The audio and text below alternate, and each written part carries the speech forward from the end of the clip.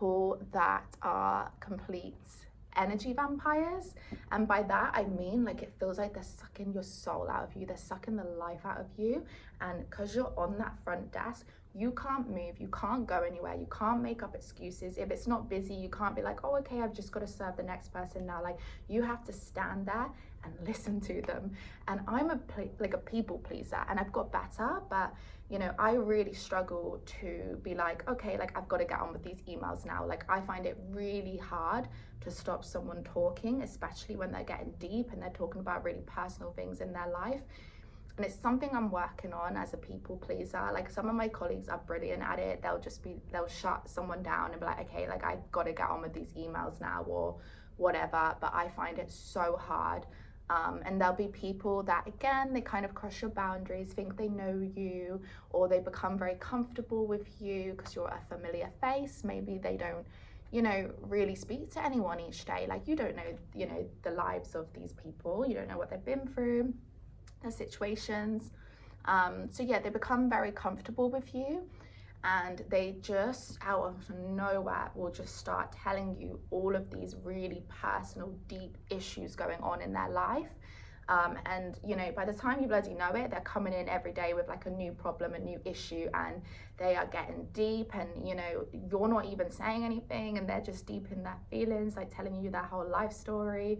And they kind of miss that, they forget that you're standing there because it's your job. It's like you become like their therapist because you're standing there, you've got nowhere to go, you are just there. And they'll stand there. I've had members who will literally stand there for like half an hour and just tell me their whole life stories and get real deep. And some of the stuff's really tough to hear, you know, and you're just trying to do your job. And that can become a bit much. And sometimes I will find myself just like holding on to the mouse and squeezing it so tight because I'm thinking like, I can't bloody do this anymore. Like, I can't listen to this anymore. I just want to do my job. It's just like, I know that might sound really horrible because, you know, someone's opening up to me, but at the end of the day, when you've got, again, like thousands of people walking into that gym, and there's quite a lot who will do that, it becomes severely draining, and it's a lot of, you know, problems to take on, and a lot to listen to. It's a lot for your brain, especially like when you're going through your own stuff, or maybe you're not having the best of days, or you just want to have fun, be a little lighthearted, and the next thing you know, you got someone you barely know like telling you all of this stuff. Like, it's tough. So yes, number 2, I would say, people sometimes don't respect your boundaries, whether they realize it or not, and you come across a lot of energy vampires, which is tough, like I said, especially when you are a people pleaser. But yeah, the reason I say these people aren't your friends is because I'm just really trying to get it across for people who out there who are like me and really struggle to set boundaries yourself, because, you know, you have so much empathy and you feel what other people are feeling, so you almost feel like you should listen. It's just important to set boundaries for yourself and really try and get across that line that I'm at work, you're coming in to, you know, use this space, but I work here. This isn't like a coffee catch up, you know? Okay, what else?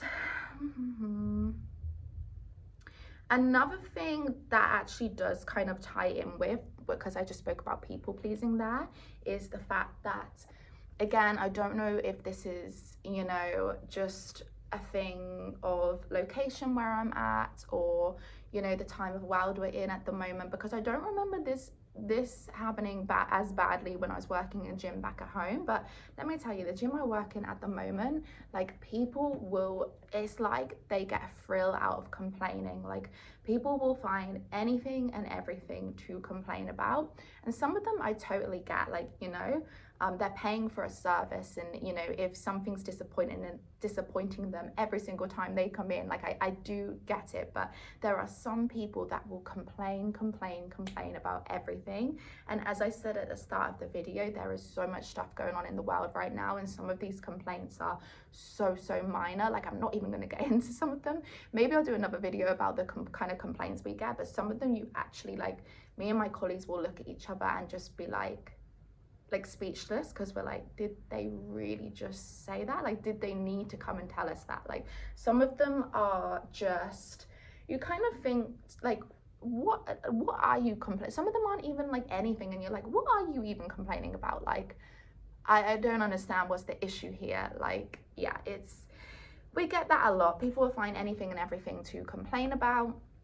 And some of these people are people that are, you know, so lovely to you and have conversations with you, say such nice things to you, and then all of a sudden it's like they snap. And you know, if there's something they walk into that they dislike, they suddenly switch and they're like a different person. I've had that with a few members where they've come in and they're like, oh my god, like, I love your hair, I love your nails, like, where'd you get that done? You know, just trying to start small talk, you can tell they're trying to get to know you, like, and find out a bit more about you.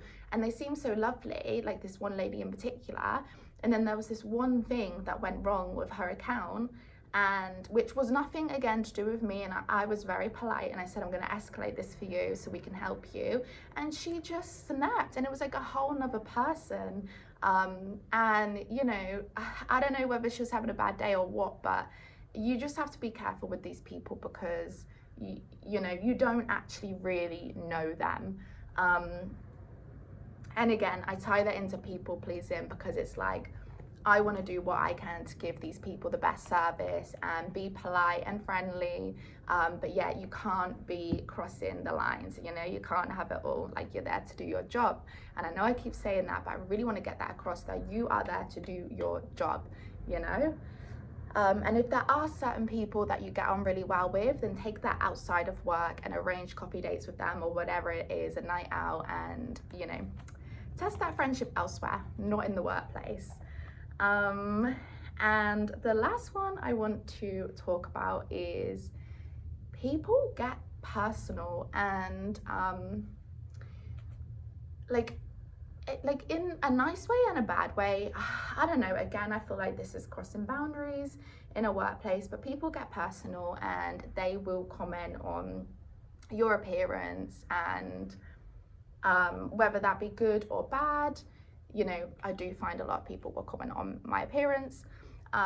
One example was, I struggle with breakouts sometimes, especially when it's around my time of the month. I know a lot of you gals will feel that, but yeah, I struggle with breakouts sometimes. But I was actually having what I thought was like a good time with my skin, and I was like quite tan from being in the sun, and I decided not to really put any makeup on this day. And you know, I was in a really good mood. I was standing at the desk and this lady came in. I was like, hi, how are you, like blah blah blah, just usual small talk.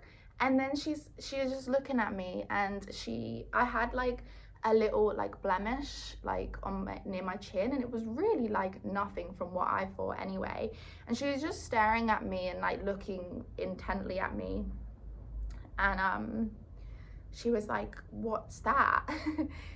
And I was like a bit taken back. I was like, oh, just like a bit of redness, you know. And she was like, oh, well, I've got some stuff, some creams that could help that. And really started then going off about all these creams that could help my skin. And I'm like thinking, are we looking at the same thing? Like, I barely had anything on my face. It was just a little bit of redness. I felt really good that day and confident. And she said that, and it was just funny, because I know it's up to us like to take what people say with a pinch of salt and not let things hurt our feelings for the rest of the day. But I couldn't help it, because it was something that I felt quite insecure about at times anyway. Or I don't know, insecure, but I'd struggled with before. It just really took me back, and it really put my mood down. And then I found myself like going to the bathroom and like looking in the mirror at it, like, is it really that bad? Like, do I need cream for it? And you know, like, these people will just make comments, and they don't care. Like, they're not thinking like if something's gonna offend you or whatever. I don't know what it is. I don't know whether it's because we're on the front desk, and because we're the ones out there servicing people and greeting everyone, they think they have permission to say what they want. Like, I don't know, but I've had a lot of comments just, yeah, about appearance, whether they're good or bad. I did actually have one which I wasn't going to go into, but this one feels a bit awkward to talk about, but I was like, I was obviously wearing my uniform and everything, and sometimes the uniforms in certain light, they're a little bit like, I guess, see-through around this area, if you get my gist. And it was a little bit colder this day, it was winter, so I feel like you guys are getting my gist. And this guy that I do not know, just greet to say hi and bye with, walked in, and I was like, hi, how are you? And he just looked at me and was like, a little bit cold, is it? And then like looked down at me and then just walked off. And I was just like, excuse me, who does that? I get if it's like your friend and it's like a joke, and you know, I know there'll be people that are like, oh God, everyone's so soft these days, like take a joke. But and I agree with that, but this is someone I don't know, some guy just walking in. He'd already made some comments about me in the past, even though I don't know him, I've not had conversations with him before. And he just walks in and just says that and walks away. Like, I don't know, I just think, do people not know how to act in public anymore? Do people not know what to say and what not to say until you actually get to know someone and you're like on that kind of level? I just don't know, guys. But anyway, I could go into so many stories about, you know, comments people have made at me and like all these stories. Like, I always say to my colleagues, we need like a little camera on our heads whilst we're on that desk, and we need like a reality TV shows, because because I feel like, oh gosh, some of the stuff that happens in this gym is bloody entertaining, and I think you guys would really appreciate watching it. And especially for the guys that work in customer service and just get it, like we could all just have a laugh. But yeah, they're just a few things I've noticed about working in customer service. Of course, I've mainly spoke about the cons of it because that's just what I wanted to do today, because it's my day off. And I'm just like, do you know, then when you start thinking about everything that's happened and you're like, Jesus, like seriously, what is the world coming to? It was one of those moments. And yeah, I just really wanted to discuss it with you guys and put it out there. But anyway, I hope you guys enjoyed this video, and I will speak to you soon.